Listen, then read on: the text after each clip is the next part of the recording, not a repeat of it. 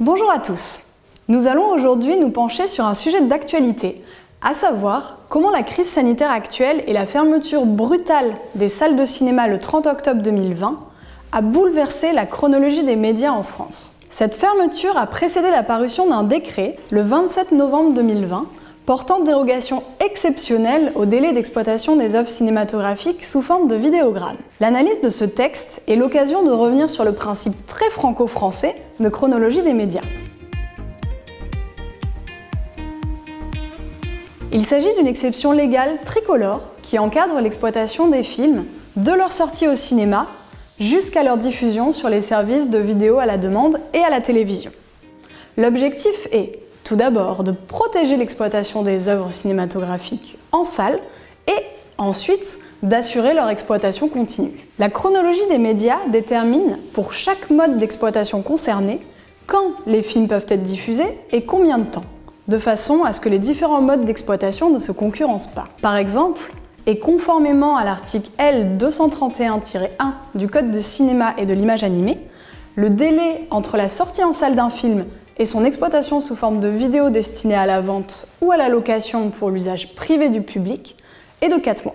À noter que ce délai peut être raccourci si le film fait moins de 100 000 entrées au cinéma. Ce principe, qui a connu de récentes évolutions, est aujourd'hui de plus en plus discuté. En effet, selon certains, ce système ne correspond plus aux usages, notamment depuis l'explosion des services de vidéo en streaming. La chronologie des médias explique également pourquoi le catalogue français des services de VOD est différent de celui des autres pays. Suite au deuxième confinement, des mesures dérogatoires ont été prises par le gouvernement afin d'assouplir ce principe et de permettre ainsi aux films de trouver leur public via une méthode de diffusion différente. La fermeture totale des cinémas le 30 octobre 2020 a stoppé net l'exploitation des œuvres qui étaient alors représentées. Ce décret prévoit donc une dérogation exceptionnelle au délai minimum de 4 mois entre l'exploitation en salle et l'exploitation sous forme de vidéo pour les films qui faisaient alors encore l'objet d'une exploitation en salle au 29 octobre 2020.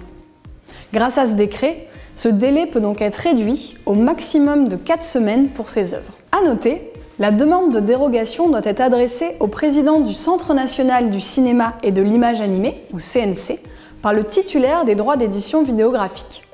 La dérogation est ensuite accordée par le président du CNC à compter de la date indiquée dans la demande. Sachez, enfin, que l'évolution des mesures de confinement ou autres couvre-feu pourrait amener le gouvernement à adapter encore les dispositions applicables à la chronologie des médias.